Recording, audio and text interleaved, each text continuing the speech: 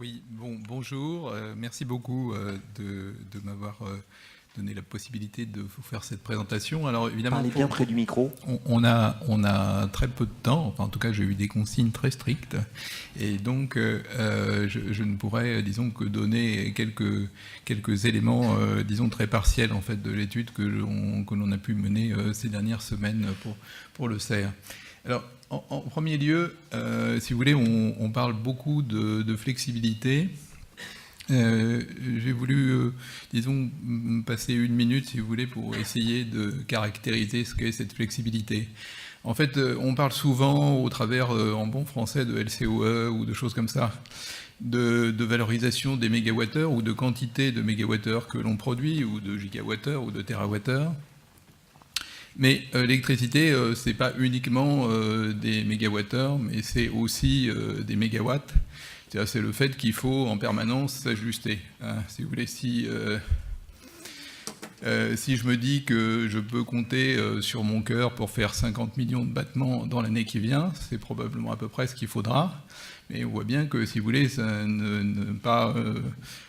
donne pas une spécification complète, si vous voulez, de ce que j'attends de mon cœur. Hein. Il faudra quand même qu'il puisse, disons, à partir du moment où il y a besoin de plus d'énergie, battre un peu plus vite. Et aussi, à partir du moment où il faut faire un effort quelque peu prolongé, battre plus vite un certain temps.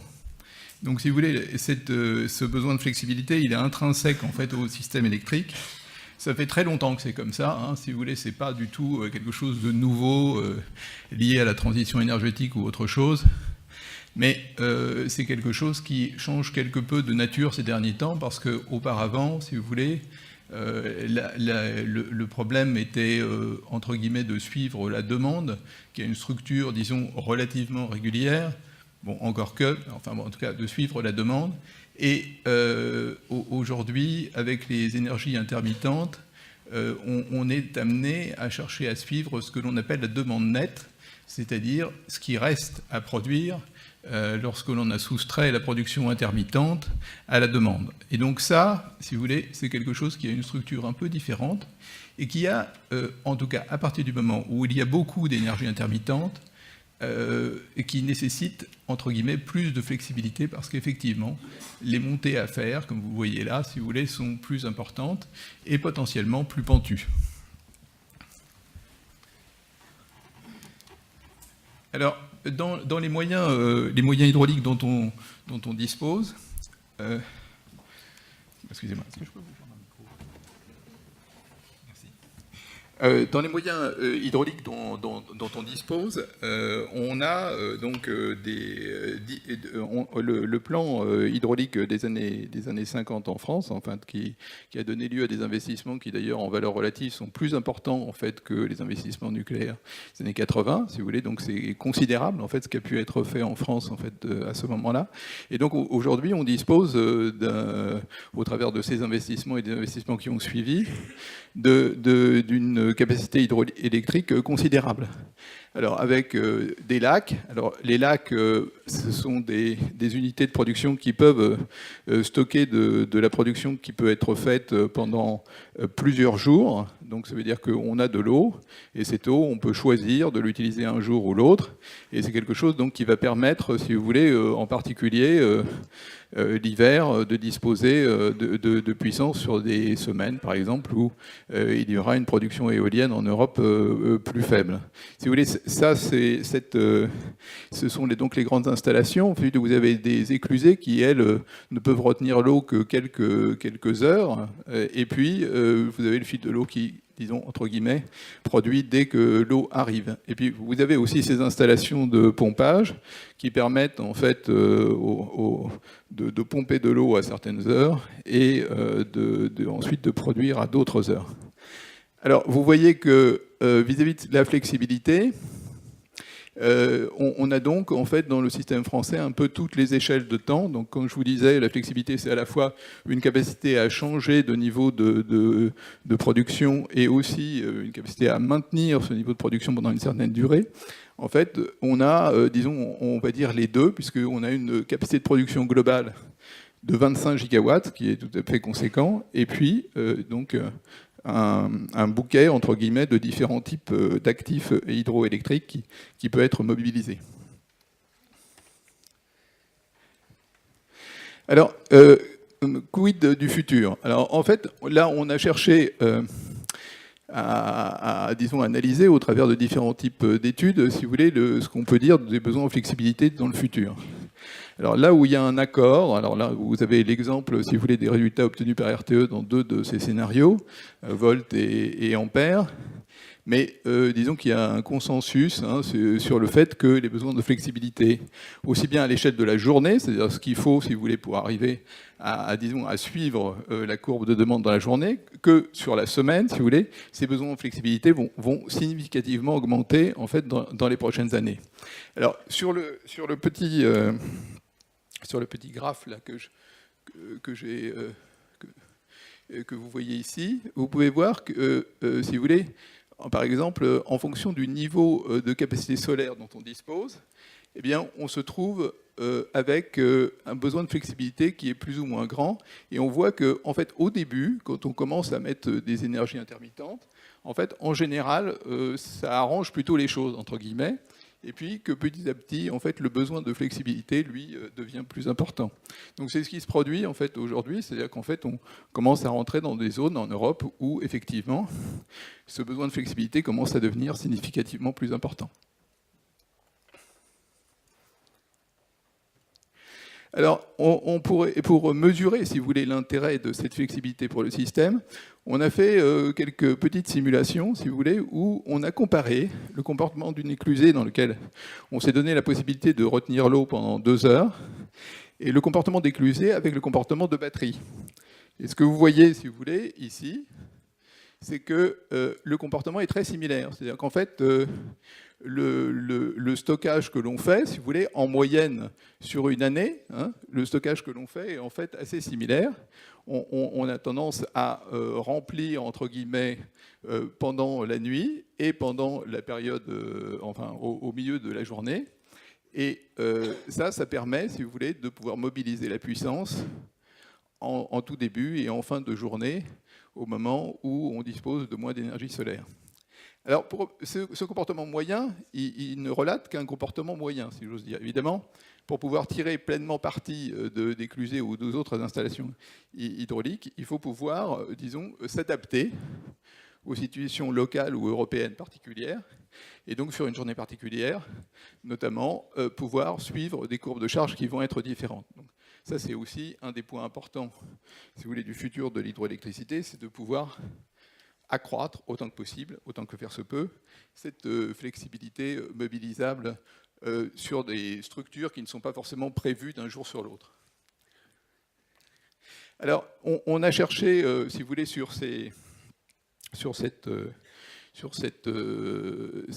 flexibilité type, entre guillemets, c'est-à-dire cette éclusée, à voir, si vous voulez, ce qu'elle apporte au système et en quoi ça varie, si vous voulez, entre aujourd'hui et 2035. Pour ça, on s'est basé sur le scénario RTE Ampère et on voit, si vous voulez, une croissance de ce qu'on a appelé ici une valeur sociétale, c'est-à-dire une estimation, si vous voulez, de ce que sont les coûts de combustible évités et aussi d'une certaine valeur capacitaire, en fait, qui est dégagée par le fait de convertir un fil de l'eau en une éclusée.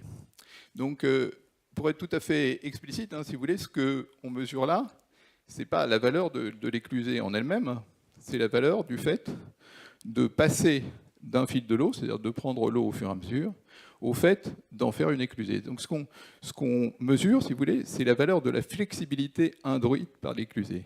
Et cette seule valeur de flexibilité pure, entre guillemets, c'est-à-dire donc de l'énergie, parce que l'énergie, si vous voulez, si on exploite ça en fil de l'eau, on l'a toujours, cette seule valeur de flexibilité, on voit que pour 1 gigawatt par an, ça représente 135 000 tonnes de CO2. Donc si vous voyez, si vous voulez, que la flexibilité de l'hydraulique en elle-même a une valeur qui est, disons, conséquente en fait du point de vue environnemental. Donc de ce fait, si vous voulez, c'est clair que si vous voulez, il y a un enjeu aujourd'hui, j'y reviendrai, au fait de ne pas contraindre cette flexibilité et autant que possible de pouvoir la développer dans le futur. Alors, aujourd'hui, ce point-là, je crois que ça fait consensus. C'est-à-dire que tout le monde est d'accord pour dire qu'il faut plus de flexibilité, qu'il faut mobiliser les flexibilités, etc. etc. Et donc, ça donne lieu à énormément d'initiatives, que ce soit dans les codes réseau, dans des expérimentations de marchés locaux, etc. etc. Notamment aussi le fait qu'un certain nombre de marchés au niveau européen se mettent en place, aussi bien pour les réserves que pour l'intraday, enfin, etc., etc. Donc il y a beaucoup de choses qui cherchent, entre guillemets, à faire que des flexibilités puissent émerger. En revanche, si vous voulez, pour l'investisseur, c'est extrêmement difficile en fait de savoir qu'est-ce qu'on peut tirer d'un investissement, par exemple, qu'on ferait aujourd'hui et dont on bénéficierait dans quelques années. Parce que aujourd'hui, il faut être très malin en fait pour savoir, par exemple, ce que pourront être les revenus des marchés européens de réserve. Et ça, c'est des choses qui, par là même, créent, disons, une incertitude très conséquente. Et pour des investissements très lourds qui s'amortissent sur de très nombreuses années, évidemment, il y a une question qui se pose et une question qui est, je crois, importante. Par ailleurs, si vous voulez, en ce qui concerne cette notion de flexibilité sur laquelle j'insiste, c'est clair qu'on n'a pas tout à fait symétrie aujourd'hui en Europe et en France entre la notion de flexibilité, si vous voulez, le fait de pouvoir bouger d'un certain niveau de puissance à un autre, et le fait de pouvoir fournir une certaine puissance, si vous voulez. C'est pas, on a aujourd'hui un mécanisme de capacité, on n'a pas un mécanisme, si vous voulez, qui rémunère la flexibilité. On n'est pas exactement dans une situation similaire de ce point de vue. Alors, on a fait dans notre étude, c'est juste des petits flashs, hein, si vous voulez. Aussi, on a essayé de regarder, si vous voulez, quels étaient des mécanismes qui ont pu être mis en place ou expérimentés pour essayer justement de valoriser la flexibilité. Alors, il y a une décision de l'affaire que là, il y a quelques années, si vous voulez, qui vous donne un exemple, si vous voulez, de type de service d'ailleurs rendu par l'hydroélectricité. C'est-à-dire qu'en fait, quand on compare ici la réaction de deux systèmes pour une question de réglage de très court terme, vous pouvez avoir un actif plus lent et puis un actif plus rapide. Bon, c'est sûr que l'actif plus rapide, en fait, en général, il va rendre un service plus important. En revanche, est-ce que pour autant, si vous voulez, qu'il va être rémunéré à la hauteur de ce service, c'est pas forcément évident. En tout cas, c'est ce que l'affaire que concluait et donc proposait et incitait les différents marchés en fait américains à avoir une rémunération qui tienne compte de ce qu'on peut appeler le kilométrage, c'est-à-dire disons l'effort en fait que fait le système pour suivre la consigne ou la demande de flexibilité qui lui est faite. Un autre exemple, donc qui est quand même assez frappant là, c'est qu'en Allemagne actuellement il y a plusieurs projets d'expérimentation de marchés locaux. Hein. Donc ces marchés locaux, c'est quelque chose qui peut permettre, si vous voulez, une valorisation effectivement des flexibilités, puisque, si vous voulez, d'une certaine manière, en dehors des rémunérations au niveau local, il peut y avoir un intérêt, si vous voulez, à gérer justement des congestions sur le réseau grâce à ces flexibilités, notamment. Hein. Bon, cette question-là, elle est loin d'être tranchée, hein, si vous voulez. En tout cas, moi, je serais très prudent sur la question, c'est-à-dire qu'au sens où, au niveau local, on bénéficie énormément de la mutualisation des flexibilités au niveau européen, à différents titres. Et donc, si vous voulez, au niveau local, l'Europe et le fait qu'il y ait des bons réseaux de transport, etc., c'est quelque chose qui a une vraie valeur. Et donc, si vous voulez, il ne faudrait pas qu'en mettant en place des systèmes locaux, localement, on perde cette valeur. Hein, donc, si vous voulez, il y a une question de composition entre ce que peuvent être les marchés locaux et les marchés tels qu'ils ont été mis en place et qui sont aujourd'hui très performants, au moins sur la partie énergie only. Donc cette question-là, elle est non tranchée. Mais néanmoins, si vous voulez, aujourd'hui, on voit que sur l'implantation des énergies renouvelables, la question du curtailment, en fait, du fait de couper une partie de l'énergie produite par les énergies renouvelables commence à se poser, si vous voulez. Et donc, on voit bien que, si vous voulez, le réseau ne pourra pas tout. Donc, par là même, le fait qu'il puisse y avoir, disons, des expérimentations sur les marchés locaux est probablement une question importante, en tout cas que d'autres font, et qui serait probablement censé que nous fassions. Donc voilà, donc les quelques recommandations, si vous voulez, qu'on peut, disons, extraire de notre étude là, qui paraîtra dans les jours qui viennent, c'est en premier lieu, si vous voulez, c'est cette notion de préservation de la flexibilité hydroélectrique. Disons que vu du système hydroélectrique, cette flexibilité, enfin vu du système électrique, cette flexibilité a vraiment une grande valeur, une valeur économique, une valeur en termes de sécurité et une valeur en termes environnementaux. Une importante valeur en termes environnementaux, et pas uniquement par l'énergie, mais par la flexibilité à l'état pur, si vous voulez. Bon. Donc par là même, si vous voulez, le fait, par exemple, de contraindre davantage des rivières, enfin, ou des éclusées ou autres, en limitant leur flexibilité, c'est de manière, disons, très claire, en fait, avoir un impact environnemental non négligeable, entre guillemets, à l'échelle européenne. Donc si vous voulez, là, il y a des équilibres à trouver. Et en tout cas, la solution consistant, si vous voulez, à limiter le plus possible, par exemple, des variations de débit, etc., c'est quelque chose qui doit quand même être bien, bien réfléchi, en fait. Donc, favoriser l'exploitation des marchés locaux, je l'ai déjà dit. Développer la smart hydro, c'est-à-dire, en fait, pour toutes les installations, en fait, sur lesquelles il y a une possibilité de flexibilisation encore aujourd'hui, et notamment grâce, disons, aux systèmes digitaux qui sont de plus en plus performants, le fait de pouvoir, disons, mettre ça à profit, ça semble être quand même quelque chose d'extrêmement sensé à différents titres. Et puis, le dernier point, si vous voulez, c'est cette question de rémunération. Autant tout le monde, si vous voulez, est d'accord pour dire que l'hydro, c'est bien, que la flexibilité, c'est absolument nécessaire pour faire la transition énergétique. En revanche, si vous voulez, c'est des investissements qui sont par rapport qui sont lourds et qui doivent être portés pendant des années. Si vous voulez, donc le fait que des investisseurs aujourd'hui, par exemple en France, se risquaient à investir pour une step, c'est quand même difficile. En tout cas, moi, je ne mettrai pas mon argent dedans tout de suite. Parce que, si vous voulez, le fait de savoir exactement, si vous voulez, quelle sera la rémunération dans quelques années, c'est quand même bien difficile. Donc, il y a des effets contraires. On a besoin de plus en plus de flexibilité. Donc mais d'un autre côté, il y a une mutualisation européenne qui se met en place, etc., etc. Donc, si vous voulez, le fait de savoir, si vous voulez, quels peuvent être, disons, ces niveaux de revenus, c'est difficile. Et donc, c'est difficile de faire ces investissements de long terme dont, je pense, nous avons, dans une certaine mesure, besoin. Merci à vous. N'éteignez pas le micro, je vais le récupérer. Merci à vous. Juste une petite précision, vous disiez que c'était une très courte synthèse. L'étude sera disponible quelque part ? Bien, en tout cas, je pense qu'elle paraîtra dans les semaines qui viennent, ou dans les jours qui viennent, j'espère. En tout cas, d'accord. Ce sera la décision du syndicat des énergies renouvelables, mais je pense qu'elle paraîtra dans les...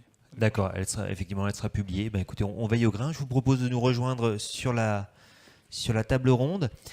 Et puis donner tout de suite la parole à Virginie Schwartz, peut-être pour quelques mots en réaction sur cette étude. Quelles sont vos premières réactions, vos premiers commentaires ? Merci. Bonjour à tous. Peut-être quelques mots sur l'hydro avant de dire quelques mots sur l'étude. Allons-y.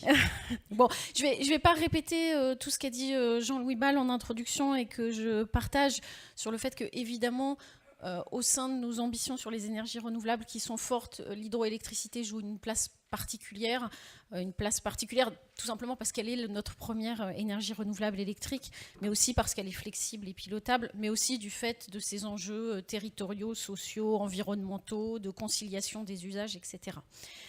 Il a redonné les chiffres. Aujourd'hui, c'est à peu près 50 TWh. 2300 centrales. Là-dessus, il y en a un peu plus de 1800 qui bénéficient d'un contrat de soutien financier par l'État.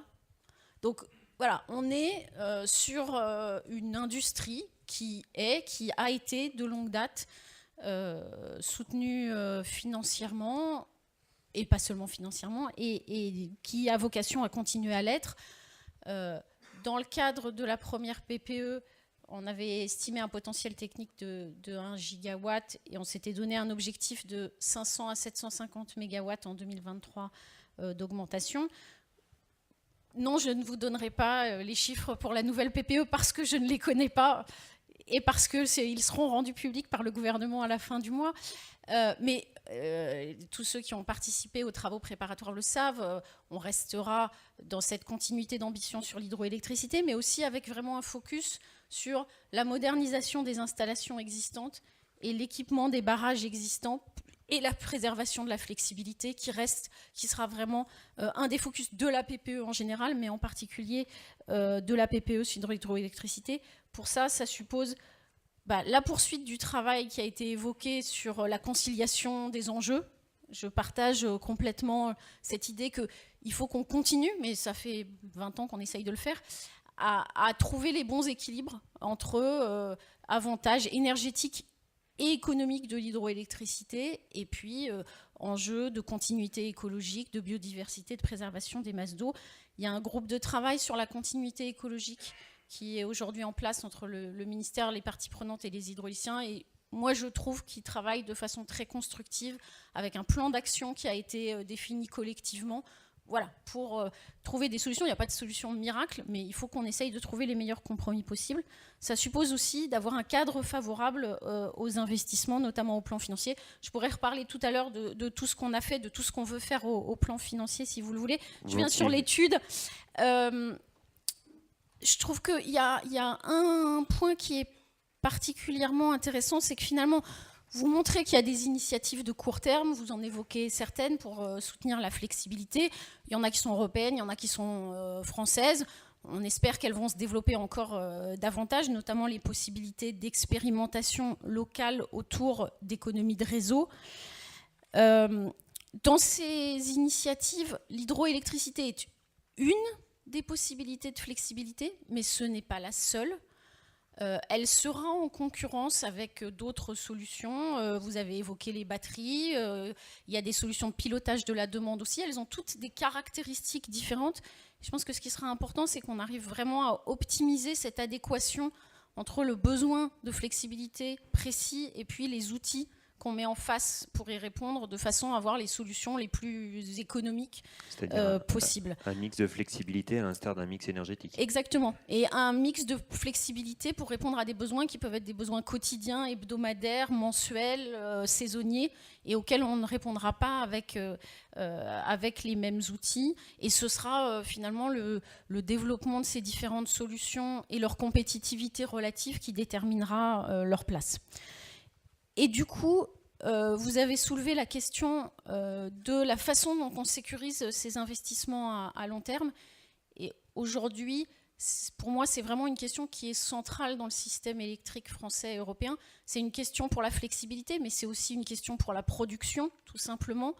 Ça fait partie des choses que la France défend le plus activement dans nos débats sur le paquet européen aujourd'hui à Bruxelles, cette idée que tous les investissements ne peuvent pas être déclenchés uniquement par des signaux de marché de court terme, qu'il s'agisse de marché de l'énergie ou qu'il s'agisse de marché de flexibilité. On a dans certains cas besoin de dispositifs pour sécuriser les investisseurs. Dans le domaine, nous, on a fait une première étape avec le mécanisme de capacité, et ce mécanisme de capacité, il est aussi au bénéfice de l'hydroélectricité aujourd'hui en France. On demande à ce qu'on aille plus loin sur l'aspect production dans les textes européens sur la possibilité de contrats de long terme.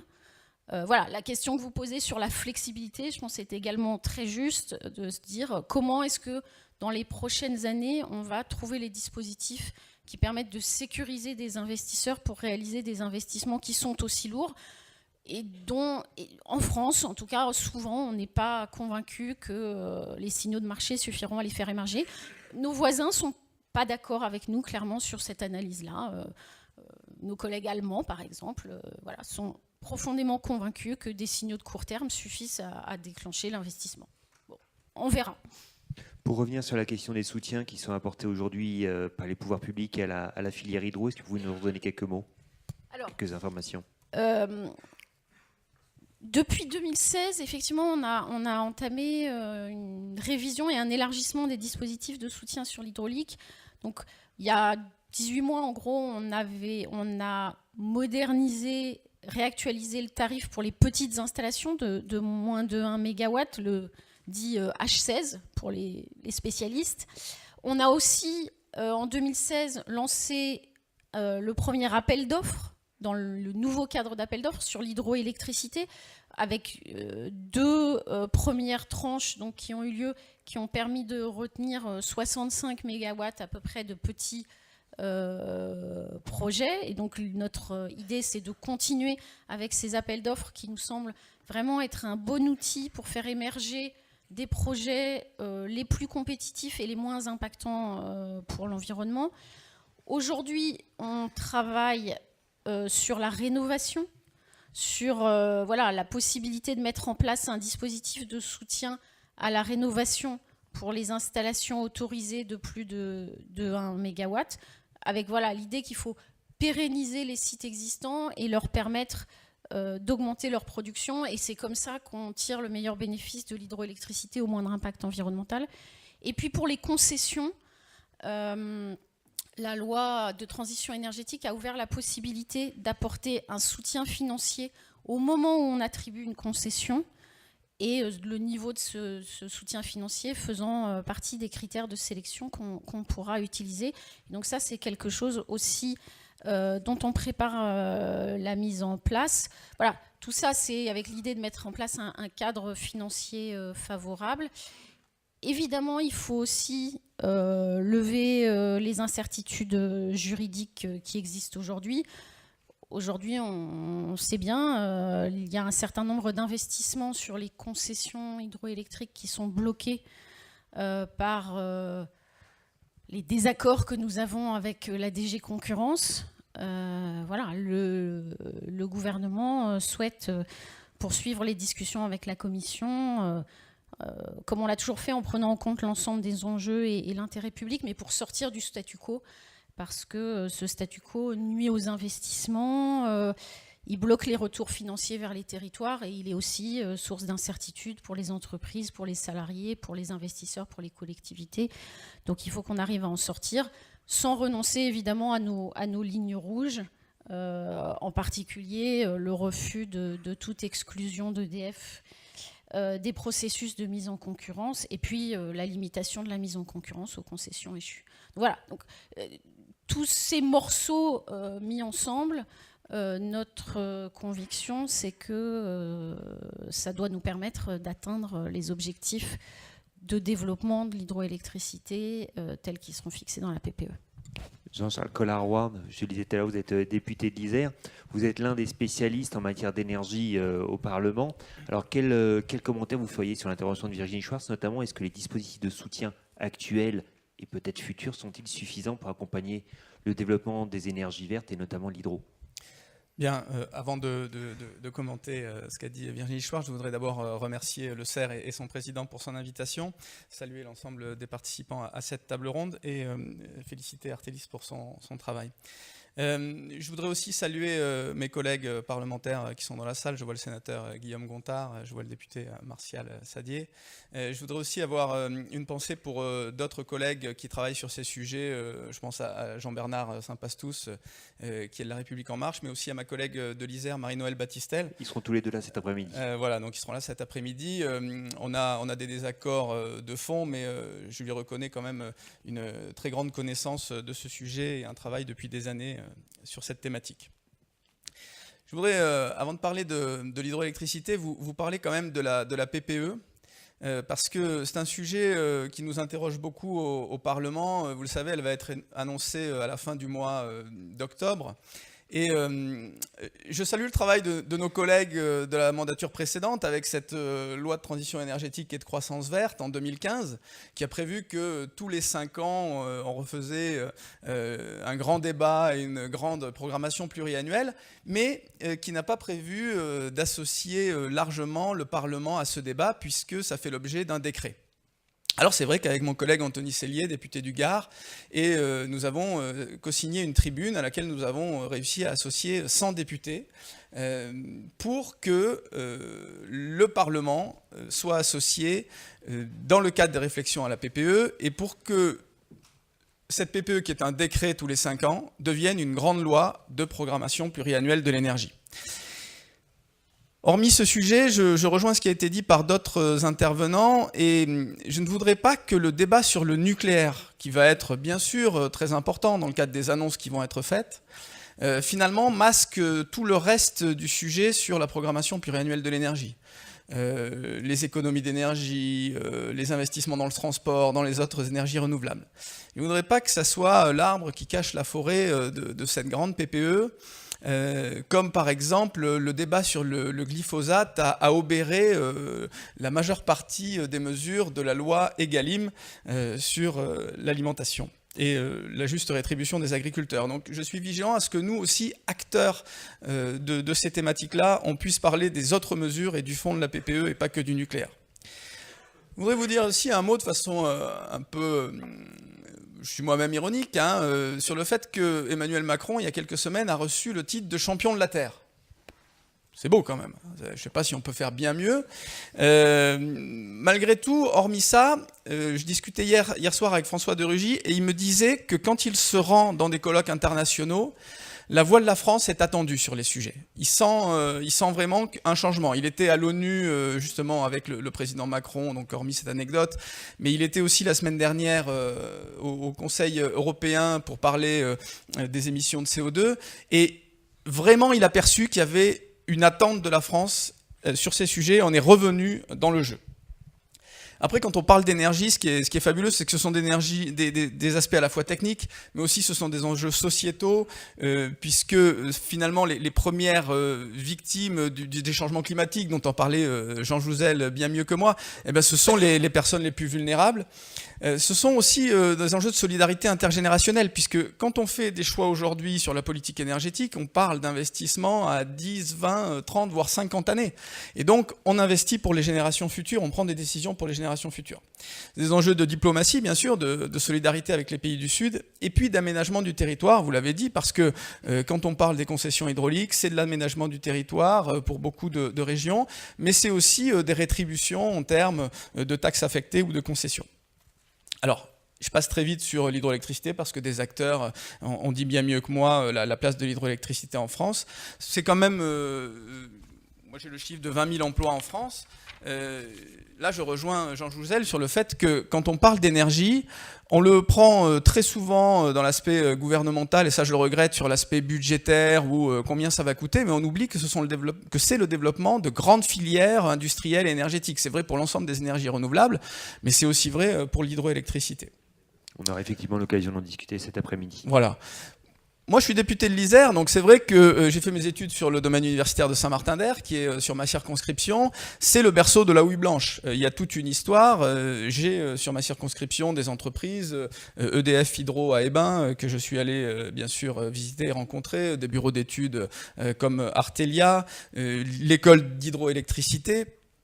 Et je pense qu'il faut qu'on continue à innover et à être fier de ces sujets-là. Et c'est aussi pour ça qu'il est important et intéressant de sortir du statu quo. Je vais en dire un mot par la suite. Moi-même, je suis ingénieur de l'école d'électrochimie et électrométallurgie, puis de l'école d'ingénieurs électriciens de Grenoble. Et c'est vrai qu'il y a vraiment là un creuset, un microcosme sur l'aspect universitaire, industrie, recherche, où on est très sensibilisé à l'hydroélectricité. Et en Isère, ce sont plus de 5000 personnes qui travaillent.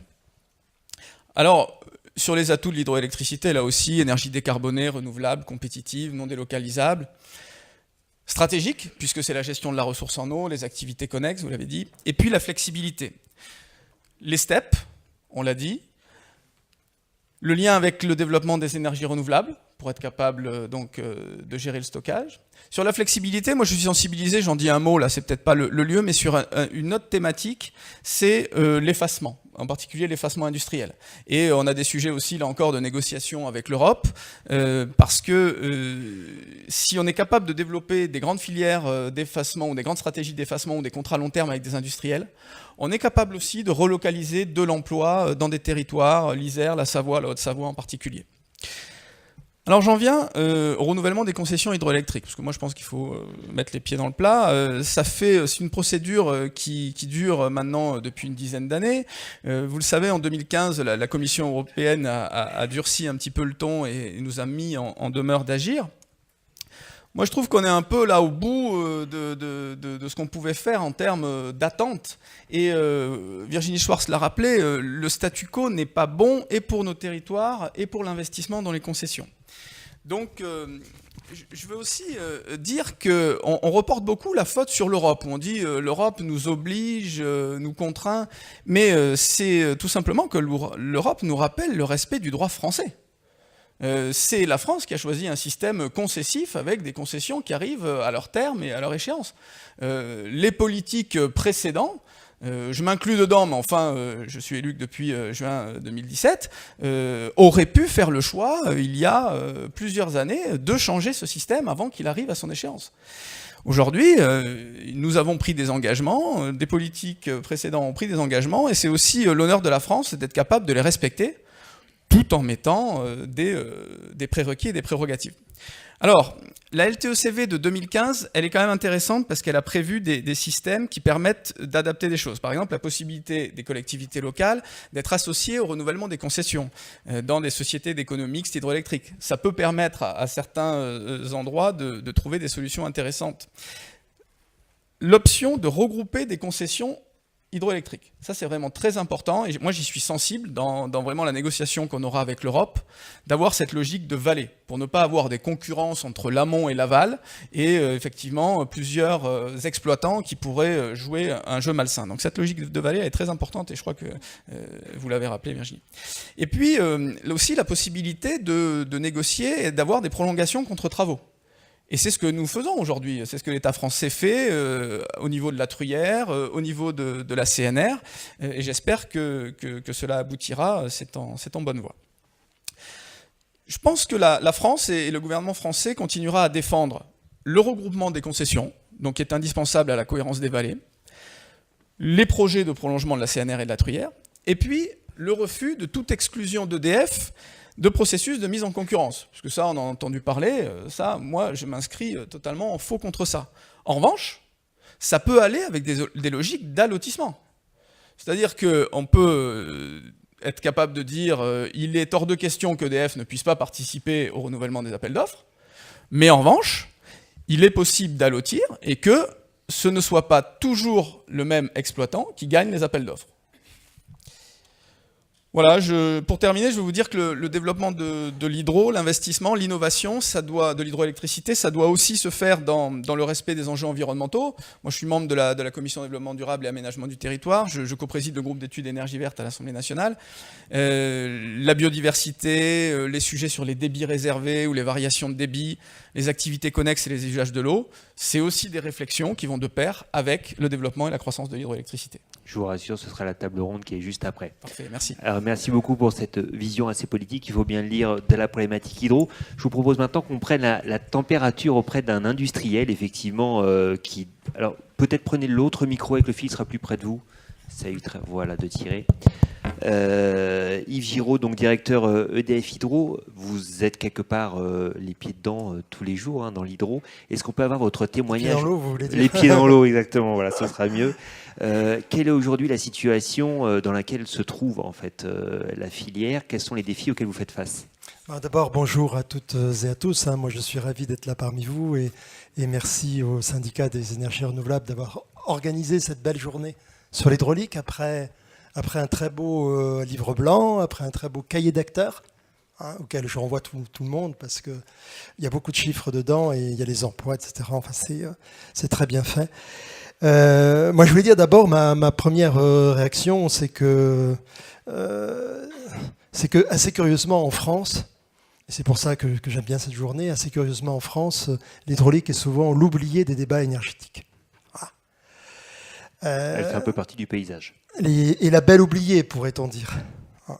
On parle beaucoup du nucléaire, et sans doute peut-être un peu trop, d'ailleurs monsieur le député vient de le dire. On parle d'éolien, de photovoltaïque, mais assez peu souvent d'hydraulique. Je ne vais pas revenir sur l'importance de l'hydraulique, juste peut-être préciser quelques petites choses. Oui, donc on dit c'est très important dans le monde, c'est la 3e source d'électricité après le charbon et le gaz. Ce qui fait écho aux propos de Jean Jouzel. Sur la première des énergies renouvelables, oui, c'est les 2/3. Et ça a été dit par Jean Jouzel, en France comme dans le monde. Donc ça veut dire que c'est l'autre tiers qui est occupé par l'éolien, le photovoltaïque, grosso modo. Donc 60% hydroélectricité, 20% éolien, 10% photovoltaïque. Et je m'empresse de dire attention aux chiffres de capacité, parce qu'évidemment, en énergie, c'est assez différent. Grosso modo, quand vous faites 100 mégawatts, 100 mégawatts d'hydroélectricité, il vous faut à peu près 800 mégawatts de solaire, voyez. Bon, je ne sais pas si je suis clair. Mais... Et puis, enfin, et ça a été dit et ça a été redit, c'est une énergie renouvelable pas comme les autres, et ça, je crois qu'il faut vraiment se le dire. C'est une énergie renouvelable qui compte, pour ainsi dire, double ou triple, puisque elle est flexible et elle est stockable. Voilà. Et pour donner un exemple près de Grenoble, à Grand-Maison, on a une STEP qui fait 1,8 gigawatts. 1,8 gigawatts, c'est la puissance de 2 réacteurs nucléaires de 900, qui est instantanément mobilisable et qui possède les mêmes caractéristiques qu'une immense batterie. C'est une batterie hydraulique, c'est une batterie renouvelable. On a parlé des éclusées aussi. Les éclusées, je trouve que c'est intéressant parce que des ouvrages plus modestes que Grand-Maison, y compris des ouvrages de petite hydraulique, peuvent réaliser des éclusées. Donc ces petites variations qui permettent de faire des petites variations de puissance et donc d'ajuster finement l'offre à la demande. Juste en écho aussi à ce qui a été dit sur il y a d'autres solutions. Oui, bien sûr, il y a d'autres solutions de stockage. Les batteries, typiquement, ou les effacements, je crois que c'est vous qui l'avez dit, monsieur le député, pour des variations journalières, oui, sont très intéressantes. En revanche, pour des très grosses variations, aujourd'hui, dans le monde, vous ne trouvez pas mieux que l'hydraulique. D'ailleurs, le stockage dans le monde électrique, c'est 140 gigawatts, et c'est 140 gigawatts d'hydroélectricité. Vous avez 1 gigawatt de batterie. Alors, les principaux défis auxquels vous faites face actuellement? Pardon? Les principaux défis auxquels vous faites face actuellement? Alors, EDF est très engagé dans la transition énergétique. Nous avons lancé un plan solaire, un plan stockage. Hier, nous avons annoncé un plan mobilité. Donc, bien sûr, EDF croit aux renouvelables et croit à l'hydro. EDF a 2 jambes, une jambe nucléaire qui est bien connue. Nous sommes le premier exploitant nucléaire au monde et c'est une énergie quand même décarbonée. Et la deuxième jambe, c'est évidemment les énergies renouvelables où depuis l'arrivée de Jean-Bernard Lévy avec CAP 2030, nous avons une ambition très forte de doubler nos capacités renouvelables, de passer de 27 à 50 gigawatts. Voilà. Et dans l'hydroélectricité, nous investissons sur la seule France métropolitaine 400 millions d'euros par an pour développer, moderniser, pérenniser, pour reprendre des termes qui ont été utilisés, nos installations. Je pense que cet investissement il se répartit selon 3 axes. Et je peux un tout petit peu les développer parce que je pense que ces 3 axes qui sont révélateurs de ce qu'on peut faire sur l'hydro. Le premier, c'est la modernisation d'ouvrages existants. Par exemple, nous le finissons à la Bâtie, en Savoie, où nous avons fait au total plus 20% sur la puissance de l'ouvrage. La Bâtie, c'est l'usine qui turbine les eaux du beau barrage de Roseland, bien connu. Deuxième axe, c'est la réalisation de grands ouvrages de puissance, qui est révélateur d'un énorme potentiel hydraulique qu'il y a en France. Et là, je veux combattre une idée de reçu qui serait qu'il n'y a plus de potentiel en France. Non, non, il y a un potentiel considérable. Des projets dans les cartons, je peux vous assurer qu'il y en a à EDF, et il y en a chez tous les opérateurs hydrauliciens. Voilà. Donc à Gavet, 90 MW, pas très loin de Grenoble non plus, dans la vallée de la Romanche, ou le chantier de la steppe de la Coche, plus de 150 MW. Nous installons un nouveau groupe avec une turbine Pelton de plus de 150 MW. Ça, ce sont des optimisations donc sans modification naturelle, enfin je veux dire de l'environnement. Sans impact. Gavet, c'est un ouvrage entièrement souterrain. Donc c'est non seulement sans impact sur l'environnement, mais avec un impact positif sur l'environnement, parce qu'à côté de ça, nous allons supprimer un certain nombre de vieilles usines est supprimé, y compris des seuils en rivière, etc. Voilà. Donc, et puis le troisième axe, et là je pense qu'il faut vraiment le souligner, et d'autres intervenants évidemment le feront tout au long de la journée, mais c'est la petite hydraulique. Voilà. Et la petite hydraulique, c'est un gisement considérable et qui... Alors EDF est un des acteurs, mais parmi des centaines, hein. Donc je vais la jouer humble sur ce registre-là. Mais voilà, pour équiper des petits cours d'eau qui aujourd'hui ne le sont pas, ou pour équiper des seuils qui ne le sont pas, ou pour turbiner des débits réservés, et ça a été dit, un tissu industriel. Alors bien sûr, quand on parle tissu industriel, on pense à un certain nombre de grands acteurs, il y en a du côté de Grenoble, mais il faut souligner aussi le nombre de petites entreprises qui travaillent là-dessus. Voilà. Donc effectivement, vous faites pas mal de choses. Alors justement, pour aller encore plus loin, on l'a vu, parce qu'aujourd'hui, on a une PPE qui existe, qui nous projette jusqu'en 2023. Même si aujourd'hui, on ne sait pas ce qu'il y aura dans celle qui va être publiée, on sent que ça fait débat, on est très curieux. J'ai envie de dire, si vous aviez une liste au Père Noël à faire, qu'est-ce que vous aimeriez y trouver sous le pied du sapin? Alors je vais regarder Virginie Schwartz comme le Père Noël. Mais moi, ce que j'espère... Enfin, pas ici en tout cas. Ce que j'espère, alors ce que vient de dire Virginie Schwartz me donne confiance, mais vraiment, vraiment, je souhaiterais que ça soit traduit dans la PPE et qu'encore une fois, l'hydraulique soit pas la belle oubliée. Hein, et que ça soit traduit avec des grands potentiels. Les potentiels, ils ont été donnés, ils ont été chiffrés par le SER. C'est colossal. C'est une centaine de térawattheures. L'hydraulique est capable de faire 100 térawattheures en France. Voilà. Et c'est ambitieux, mais c'est atteignable. Alors 95, hein, très exactement. Bon. Et la puissance, on peut augmenter.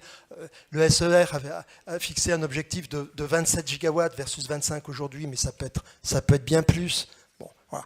Donc, moi, je souhaite une PPE, mais pas une PPE avec une petite ambition comme l'ancienne, mais une PPE avec une grande ambition pour l'hydraulique en tant qu'énergie renouvelable, énergie de flexibilité, énergie des territoires, etc.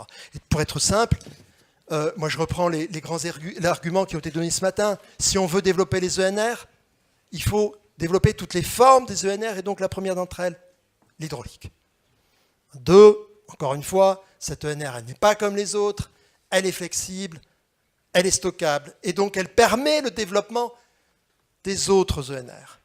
Et au passage, on a une très belle opération qui s'appelle Soflexi, une opération qui n'est pas EDF y contribue, mais avec beaucoup d'autres acteurs, dont le RTE, en région PACA, où on teste ce que peut apporter l'hydraulique pour contrebalancer la variabilité de l'éolien et du photovoltaïque. 3, il y a en France un patrimoine exceptionnel, un patrimoine qui existe, qui est ancien, et celui-là, il faut le préserver. Il faut le pérenniser, pour reprendre les mots de Virginie Schwartz. Voilà, il fait vivre beaucoup d'entreprises, beaucoup d'emplois. Voilà. Et pour ce faire, je vais quand même dire quelque chose alors, qui va peut-être fâcher Virginie, mais il faut arrêter l'inflation réglementaire. La dernière en date, c'est l'arrêté technique barrage.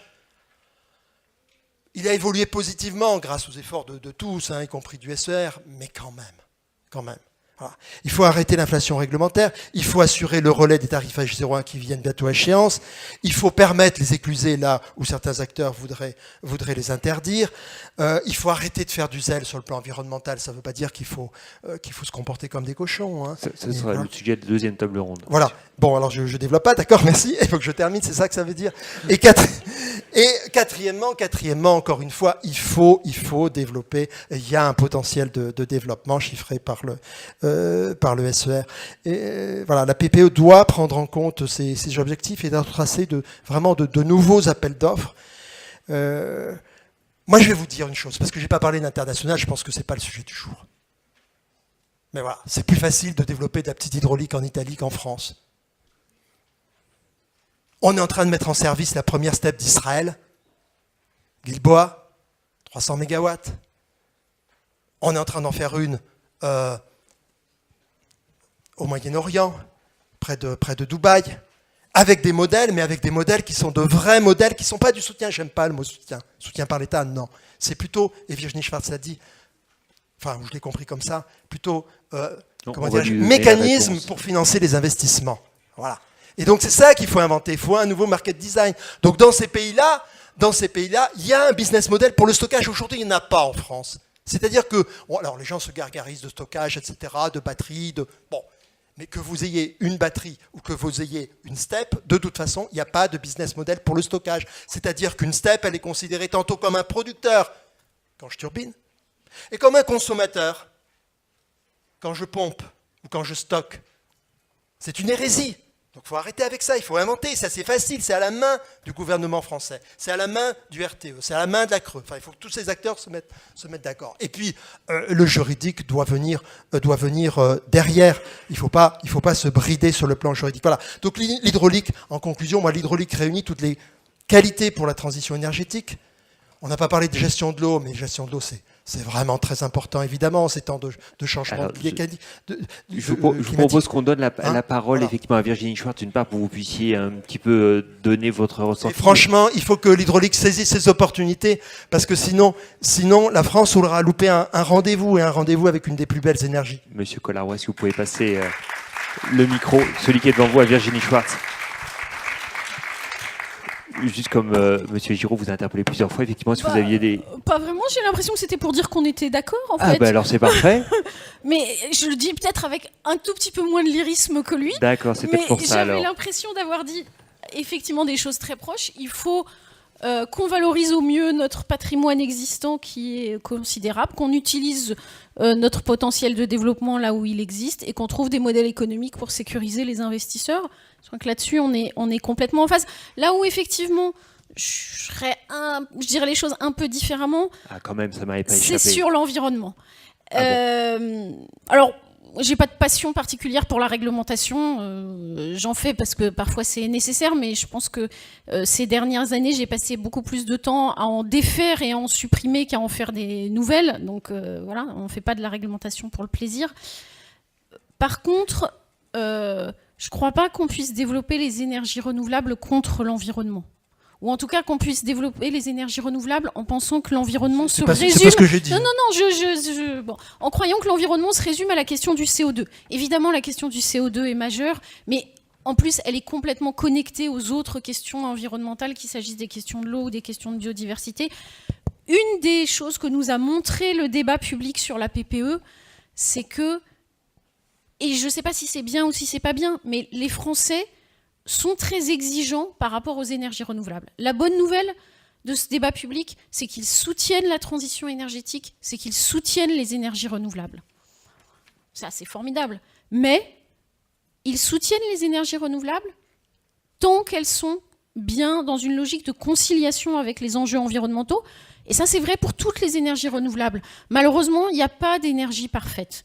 Toutes les énergies, quelles qu'elles soient, ont des impacts environnementaux. On a des débats sur le paysage, sur l'éolien, on a des débats sur la biodiversité, sur le recyclage, et sur les terres rares, sur le photovoltaïque et sur les matériaux. Et on a des débats sur l'impact sur l'eau et sur la biodiversité, sur l'hydroélectricité. C'est pas une critique de ces énergies, c'est une réalité, il faut les concilier. Mais voilà, je ne crois pas qu'il faille chercher à opposer ces sujets-là. Il faut vraiment, au contraire, chercher, et il y a des solutions qui permettent d'optimiser les enjeux ensemble pour que vraiment on ait un résultat qui soit acceptable. Sinon, on crée des blocages, on crée des oppositions. Voilà, moi je vois rien que sur les projets qu'on a soutenus dans nos appels d'offres, qui sont plutôt des petits projets, le nombre de courriers d'opposition que nous on peut recevoir. Voilà, quand un projet ne tient pas suffisamment compte des enjeux environnementaux, il ne se passe pas bien et à la fin, souvent, il n'aboutit pas. Et donc, on a tous tout perdu. Voilà. Donc, c'est, je pense, la seule nuance dans l'expression. Juste des mais sinon, on est très d'accord. Parce que c'est pas le cœur du sujet de cette table ronde, mais allez-y. Pour compléter ce que vous dites, quand même, ils soutiennent les énergies renouvelables, mais il y a le syndrome not in my backyard, hein, c'est-à-dire qu'ils sont d'accord, mais pas chez eux. Donc, on a quand même un sujet pour faire évoluer la réglementation, simplifier. Quand on fait dans le projet de loi ESSOC, qui est un projet de loi de simplification de l'administration, de la relation avec l'administration, le permis enveloppe pour simplifier l'éolien ou supprimer un niveau de recours législatif et essayer de gagner 1 an et demi sur des projets où on va mettre 10 ans pour faire de l'éolien en mer, eh ben c'est des choses qu'on essaye de faire. Donc on est quand même sensible à cet argument-là, de simplifier, d'améliorer les choses, tout en respectant la capacité de recours, le respect de l'environnement et les libertés individuelles. Moi, je voulais juste corriger mes propos s'ils ont été mal compris. Bien compris. Les hydrauliciens ne sont pas contre l'environnement, ils sont complètement intégrés, génétiquement presque on pourrait dire, ils sont intégrés dans leur environnement. Voilà. Nous avons plein de technologies aujourd'hui qui sont fish-friendly, c'est-à-dire qui laissent passer les poissons. On en a inauguré une. On en parlera lors de la deuxième table ronde. Effectivement. Alors, merci à vous. En tout cas, on voit effectivement que les attentes sont nombreuses de la part des industriels, aussi bien en matière de PPE qu'en matière réglementaire. Effectivement, ne pas surréglementer, on a bien compris. Je vous propose qu'on revienne maintenant sur le sujet qui avait été abordé tout en début de la table ronde, qui est la flexibilité. Et on a fait également les incartades sur la question de la rémunération de la flexibilité, qui est un sujet intéressant. J'imagine que Thomas Vérin, que vous êtes donc de RTE, ce sont des éléments sur lesquels vous vous êtes penché. L'analyse de Artelis, je ne sais pas si vous la connaissiez, mais j'imagine que vous avez les vôtres également, que vous avez déjà réalisés. Est-ce que vous pouvez nous en dire quelques mots? Merci, bonjour à toutes et à tous. Bon, oui, je peux commenter l'analyse d'Artelis. Alors, déjà, sur le point qui est plutôt consensuel, nous on s'associe au panégyrique sur l'hydraulique, bien sûr. C'est une énergie en fait évidente, voilà. Et le risque pour les filières évidentes, c'est qu'on n'en parle pas beaucoup. Alors c'est vrai que je participe à beaucoup de colloques sur les flexibilités, sur l'effacement, le Power to X, le stockage stationnaire, le stockage diffus, etc. Et on ne parle pas souvent de l'hydroélectricité en matière de flexibilité. Donc je pense que l'étude qui a été présentée va remettre l'église au cœur du village de ce point de vue-là. Donc c'est très bien. C'est très bien. Par contre, j'y reviendrai tout à l'heure, et je pense que Virginie Schwartz l'a dit, il y a quand même un sujet de déploiement simultané des flexibilités. Mais bon, du point de vue technique, l'hydroélectricité, c'est très bien. C'est du stockage, ça peut démarrer très rapidement. Donc c'est vraiment très adapté. Et aujourd'hui, les besoins de flexibilité du système électrique sont très largement assis sur l'hydraulique. C'est le cas aujourd'hui. Vous prenez l'application Economics, vous regardez un jour normal, vous voyez très bien que lors de la pointe du matin, c'est l'hydraulique qui commence à monter. Alors, bien sûr, les centrales à gaz aussi, et puis vous faites la même chose sur les centrales du soir. Donc tout ça est très bien adapté. Donc ça, pas de sujet sur aujourd'hui. Sur demain, le besoin de flexibilité, c'est vrai qu'il a tendance à augmenter. Donc Arnaud Renaud a présenté un certain nombre d'indicateurs qui sont issus de notre bilan prévisionnel. Dans les différents scénarios, on voit une augmentation de la sollicitation qui sera faite au groupe thermique et à l'hydroélectricité pour varier au cours de la même journée, par exemple, ou entre différents jours. Donc ça change.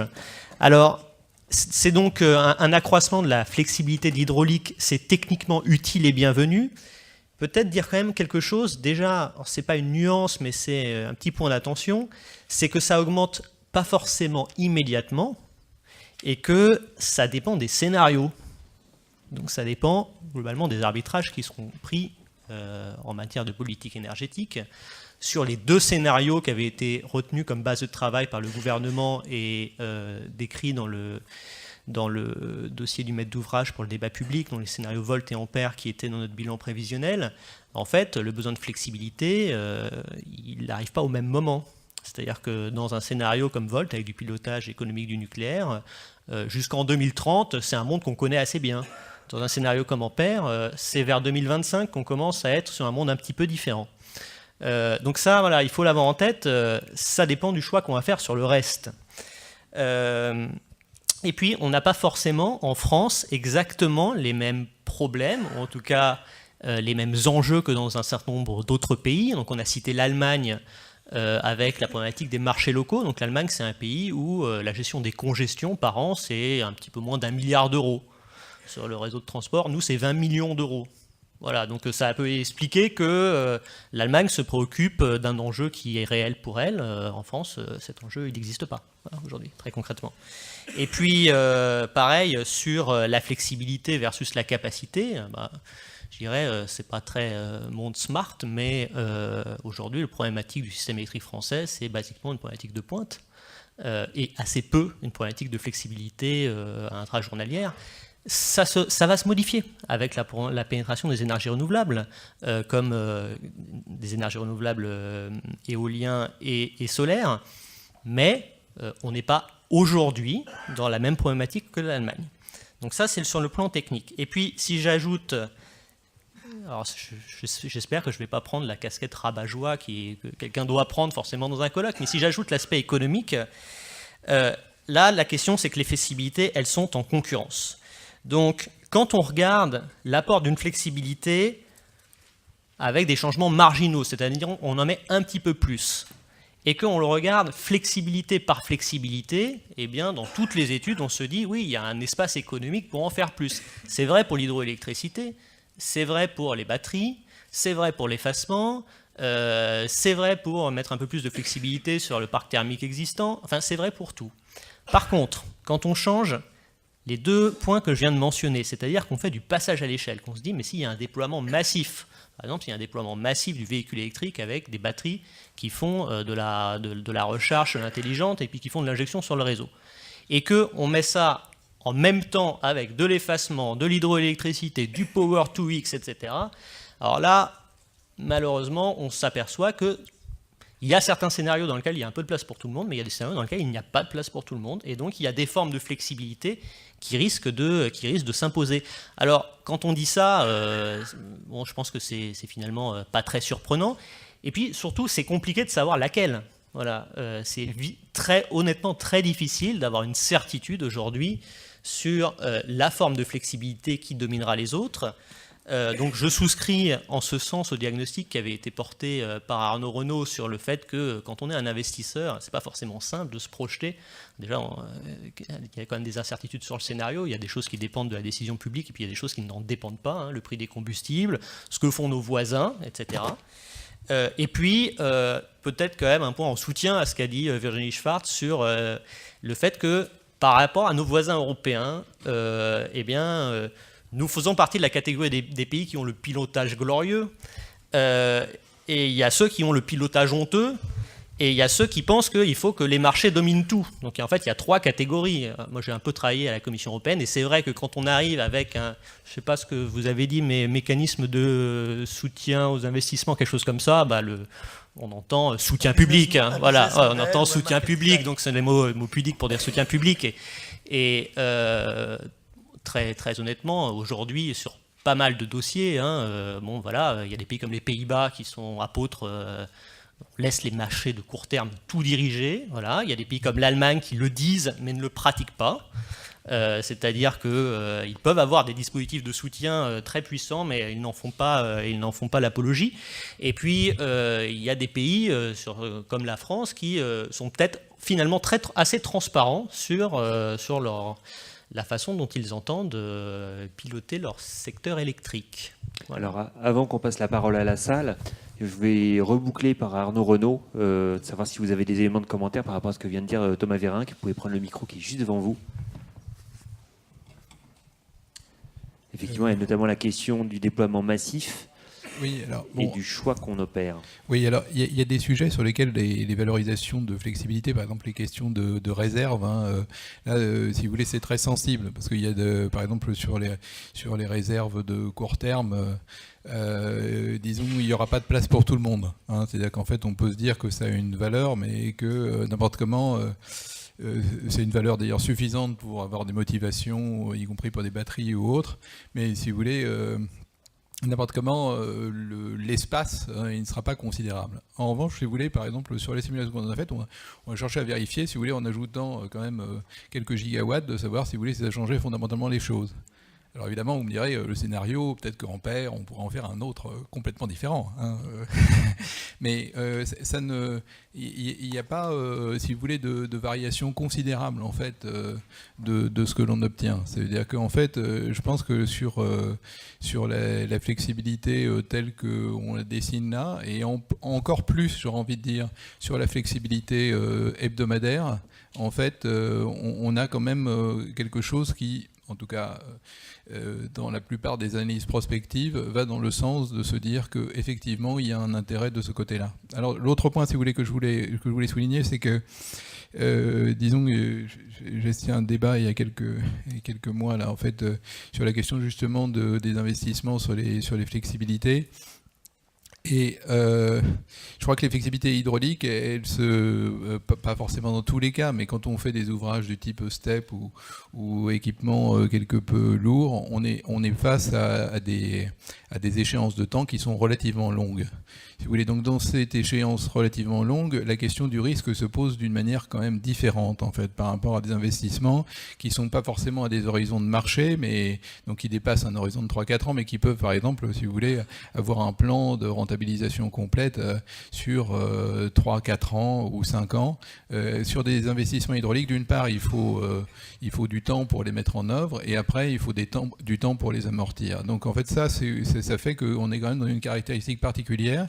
Et il y a un certain nombre de personnes en Europe, si vous voulez, qui défendent l'idée qui disent l'hydraulique c'est peut-être bien, mais c'est tellement lent que en fait n'importe comment c'est pas ce qu'il nous faudra, parce qu'il faudra qu'on réagisse aux situations au fur et à mesure. Bon, et je crois que là justement c'est une vraie question en fait de savoir entre, si vous voulez, l'analyse prospective et le fait de se dire bien effectivement il faut renforcer cette capacité hydraulique parce qu'elle a une valeur de moyen terme, ou bien se dire on va attendre de voir comment ça se passe et à ce moment-là disons il faut bien mesurer de savoir s'il y aura le temps si vous voulez pour mettre en œuvre ces flexibilités de cette nature.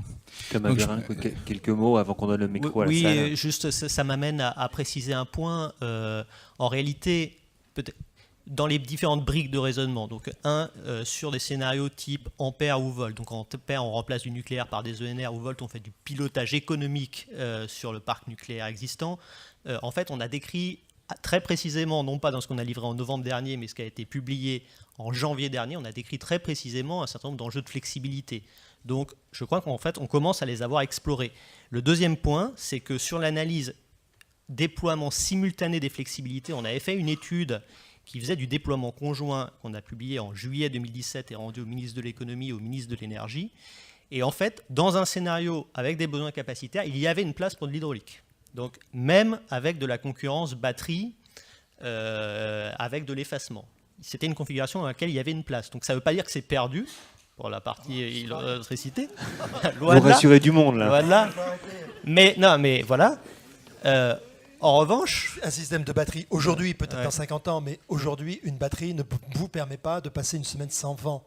Voilà, c'est ça qu'il faut se dire. Or, le stockage historique, c'est des stockages, à partir du moment où on est sur des steps hebdo, donc c'est pas toutes les steps, mais à partir du moment où on est sur des steps hebdo, c'est des stockages qui vous permettent, par exemple, d'être présent sur toute la pointe.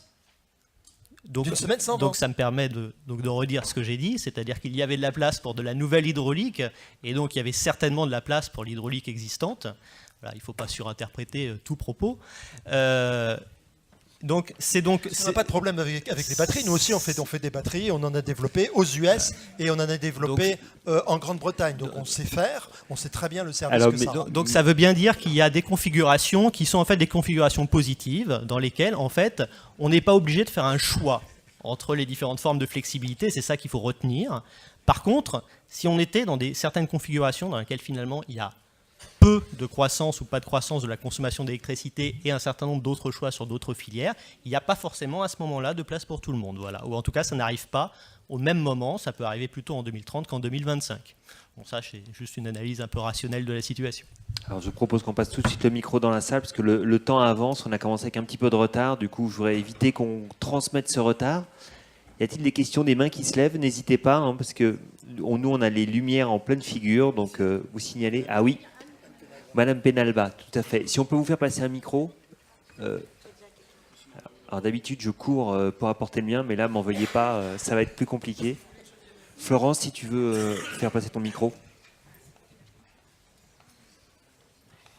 Merci beaucoup. Anne Penalba, donc vice-présidente du syndicat France Hydroélectricité. Madame Schwartz, est-ce que vous pouvez me rassurer, parce que j'ai une vive inquiétude à l'issue de cette table ronde, sur le fait que vous n'avez pas cité le développement en site vierge dans les objectifs de la PPE. Et on se connaît un petit peu, je vais me permettre ce petit trait. Je n'ai pas pu ne pas apercevoir votre moue très dubitatif quand M. Giraud a parlé du potentiel en hydroélectricité. Le tout conjugué m'a vivement inquiété. Vous savez qu'il y a vraiment du potentiel. Enfin, ça, je le redirai pas, il me l'a dit beaucoup mieux que moi. On a des projets en carton, c'est vrai, c'est concret, c'est réel. Il y a des développeurs dans cette salle, je pense qu'on est nombreux à l'être. Et on a besoin de votre soutien sur cette thématique-là. Alors, vraiment, il ne faut pas surinterpréter de tout ce qu'on a tous dit, je crois. Pour revenir sur ce que j'ai dit, dans la PPE actuelle, il y a bien du développement en site vierge qui est affiché.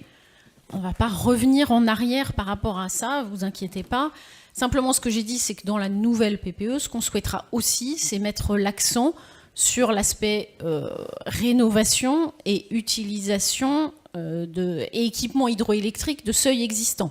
Voilà. Mais ça ne veut pas dire qu'on ne fera pas de nouveaux ouvrages. Ce n'était pas du tout le sens de mon propos. Après, on ne va pas discuter dans cette configuration-là du potentiel. On a fait des groupes techniques pour ça.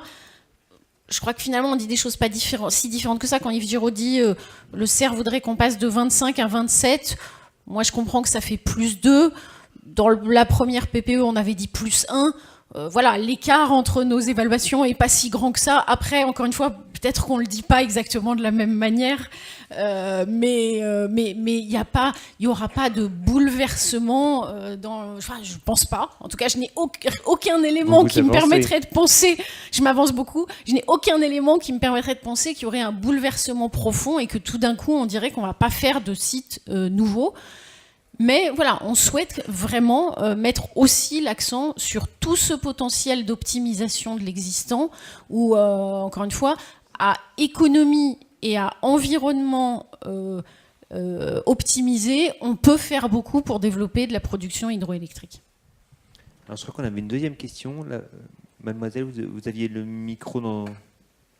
Non, oui, monsieur.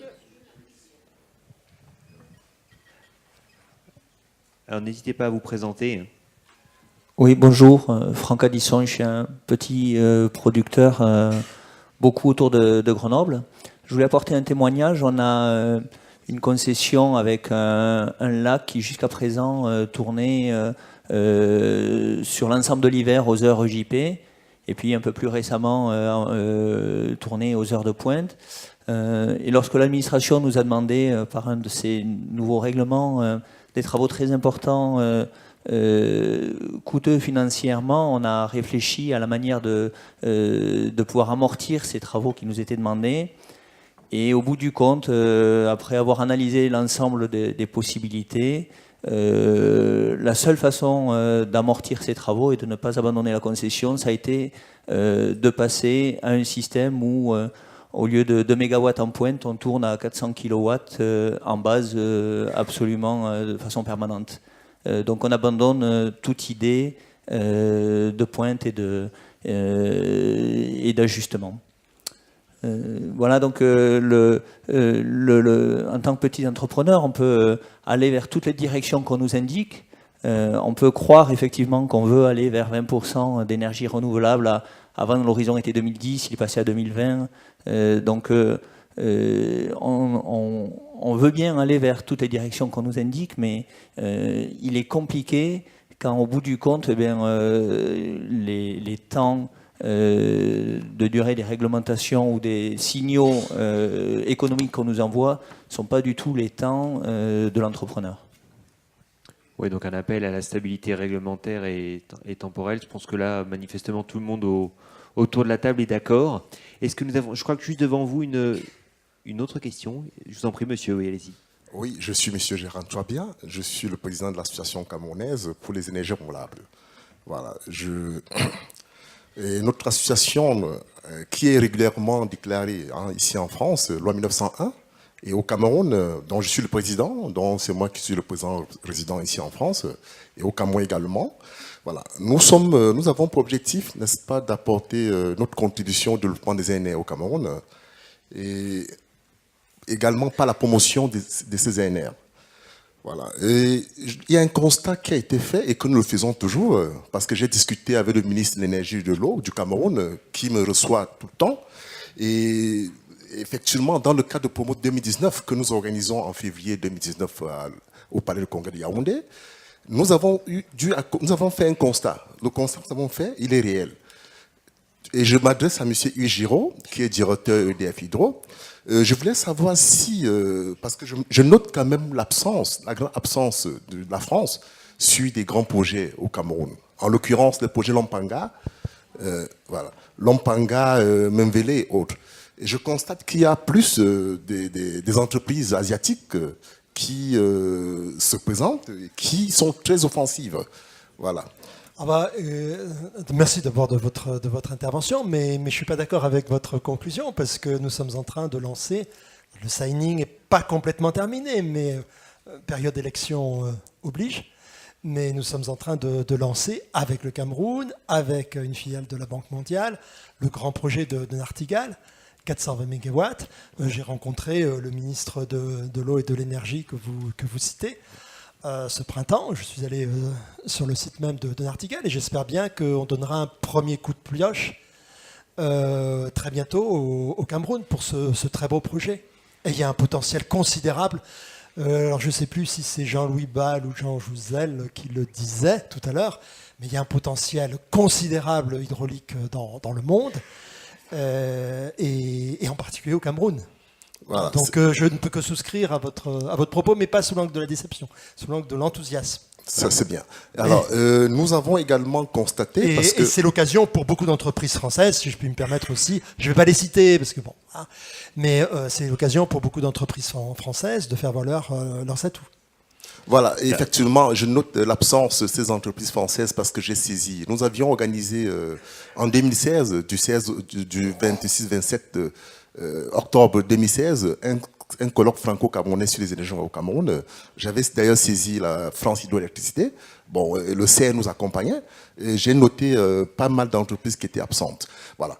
Et maintenant, je voudrais également dire que la France, au niveau des picots hydroélectricité, voilà, si les grands projets, comme le projet Lompanga et Nartigal, appartiennent de très grands groupes, il y a encore, n'est-ce pas, ce déficit d'électricité au Cameroun, hein, qui est le pivot de la sous-région de l'Afrique centrale. Et nous souhaitons également, nous notons, parce que nous voulons amener, nous voulons amener les entreprises françaises qui font la pico hydroélectricité au Cameroun. Voilà. Et c'est le lieu de dire que nous avons trouvé des partenaires. Il y a Euretech. Absolument, mais c'est une très bonne, c'est non seulement une très bonne idée, mais c'est une idée, je veux dire, qu'on a depuis longue date. Et nous essayons aussi de nous développer, le groupe EDF, sur la petite hydraulique à l'international. C'est un peu compliqué en termes de, si vous voulez, parce que dans un projet international, vous avez toujours des frais de structure, des frais ne serait-ce que... Voilà, si on mange dans un billet d'avion, pour le dire simplement, si on mange dans un billet d'avion pour un seul déplacement, la marge qu'on peut faire sur un petit ouvrage, vous voyez que c'est compliqué. Donc il faut le faire avec du tissu local.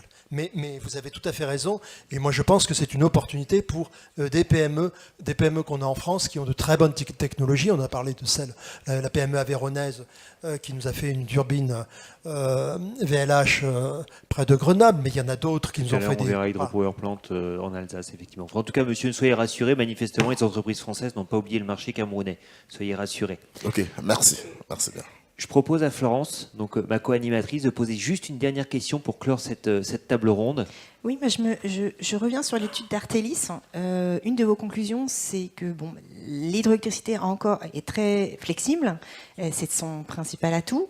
Elle peut gagner encore en flexibilité, mais il faudrait faire des expérimentations. C'est également un grand souhait de Virginie Schwartz. Ma question est, est-ce qu'on peut en faire réglementairement? Est-ce que tous les feux sont au vert pour faire des expérimentations comme celle-ci? Et est-ce que du coup, du côté de EDF Hydro, la flexibilité, c'est déjà aujourd'hui, c'est des projets, comment ça se prévoit? Première question à Arnaud Renaud. Oui, alors, nous, si vous voulez, ce qu'on préconise, là, c'est en fait Oui. Ce qu'on préconise, si vous voulez, c'est une expérimentation en ce qui concerne les questions de marchés locaux dans lesquels l'hydro pourrait tout à fait s'insérer. Donc ça, si vous voulez, il nous semble... Bon, alors c'était rappelé par Thomas Vérin, c'est-à-dire que le système de transport français n'est pas du tout dans la même situation que le système de transport allemand, pour des raisons diverses. Enfin bon, mais après, ça nous emmènerait loin. Mais si vous voulez, en tout cas, ce qui est sûr, c'est qu'on a aujourd'hui un réseau de transport qui est de très bonne... Enfin, qui a des pleines capacités avec, si vous voulez, des besoins de redispatch qui sont quand même extrêmement limités en France par rapport à ce qu'il y a en fait en Allemagne aujourd'hui. Hein. En revanche, si vous voulez, cette ressource-là, vous voulez, qu'est-ce qu'elle sera dans 15 ou 20 ans, à partir du moment où on aura justement fait évoluer notablement le mix, etc. Le fait qu'il n'y ait pas, disons, une attention particulière à la question d'expérimentation sur les marchés locaux aujourd'hui, qui n'est pas la panacée, hein, je le redis, hein, si vous voulez. Moi, je ne crois pas du tout que ce soit le truc, si vous voulez, qui règle toutes les difficultés, qui soit... Bon. Mais en revanche, le fait, si vous voulez, qu'il puisse y avoir des valorisations de flexibilité locale, de voir comment tout ça pourrait se mettre en œuvre effectivement, c'est une question vraiment d'intérêt. Et je pense qu'il y aurait effectivement un intérêt à mener des projets de ce type-là en France. Et pour répondre à votre question, nous, EDF Hydro, nous sommes évidemment tout à fait favorables. L'exemple que je citais de Soflexi dans la région PACA, auquel nous contribuons fortement, est un bel exemple. C'est un exemple qui a été lauréat du système, alors que je ne connais pas dans ces détails, mais que Virginie Schwartz connaît bien, qui est le système REI, réseau électrique intelligent, hein, et qui favorise justement ce type d'expérimentation à un niveau local. Voilà, et donc cette expérimentation est faite avec RTE, avec un certain nombre d'acteurs, il y a le CEA, voilà, et où on contrebalance les variations éolien et solaire sur un périmètre donné par l'hydraulique. Après, il y a d'autres types d'expérimentation. Il y a des projets hybrides, par exemple, où alors là, c'est vraiment du local, c'est-à-dire on va mettre, et ça, on fait de plus en plus ça à l'international. Je vous ai parlé de projet de STEP, maintenant, à l'international, systématiquement, quand on propose une STEP, on propose les panneaux solaires qui vont sur la retenue. Et c'est doublement intéressant parce que d'une part, ça augmente le rendement des panneaux solaires. Et d'autre part, ça évite l'évaporation du réservoir sur lequel on permet... Oui, ça les rafraîchit. D'autre part, ça évite l'évaporation. Voilà. Et donc, on a des systèmes comme ça, et je pense qu'il faut aller vers ces systèmes-là. Et je pense que c'est très intéressant sur le plan énergétique, hein, parce que, évidemment, aujourd'hui, avec une PPE, tout ça c'est une vision très française, in fine. Hein, et ça a été dit tout à l'heure, d'ailleurs, c'est une vision qui fait... pour partie un peu abstraction du fait qu'on est déjà en Europe, et c'est une vision qui ne reflète pas forcément la diversité qu'on a dans nos territoires. Et moi, je pense qu'il faut qu'on aille et qu'on favorise des expérimentations qui permettent aux régions de s'exprimer, parce que l'hydraulique a cette vertu-là, mais d'autres de l'énergie l'ont, c'est de pouvoir exprimer un atout patrimonial, en quelque sorte, d'une région. Voilà. Et ce qu'on peut faire en Occitanie n'est pas exactement la même chose que ce qu'on peut faire en région PACA ou en région Auvergne-Rhône-Alpes. Donc nous sommes, et le groupe EDF est évidemment très, très friand de ces expérimentations-là et de les faire au plus près des territoires, au plus près des régions, des collectivités locales, des agglomérations qui sont concernées. Alors c'est peut-être pas la vision de l'optimum national au sens traditionnel du terme, mais je pense que la France, pour le coup, a ce chemin-là à faire. En tout cas, mais ça c'est pas à moi de le dire, mais les collectivités territoriales en sont très demandeuses. Et nous, en tant que groupe industriel, on doit répondre à cette demande, évidemment. On va laisser le mot de la fin à Virginie Schwartz. Juste un mot pour dire que sans perdre la vision nationale et l'attachement qu'on a pour un système électrique qui soit à la fois péréqué et solidaire autour de réseaux nationaux, on a déjà, dans la loi de transition énergétique, cette idée d'expérimentation locale au plus près du terrain, en lien avec les acteurs du territoire, pour apporter des bénéfices au réseau plutôt de distribution, voilà, et pour permettre effectivement de financer par les économies qui peuvent être réalisées sur le réseau de distribution des expérimentations smart qui peuvent inclure du stockage et de l'hydroélectricité. Eh bien, merci à vous tous d'avoir participé à cette table ronde. Merci beaucoup. Je pense qu'on peut les applaudir.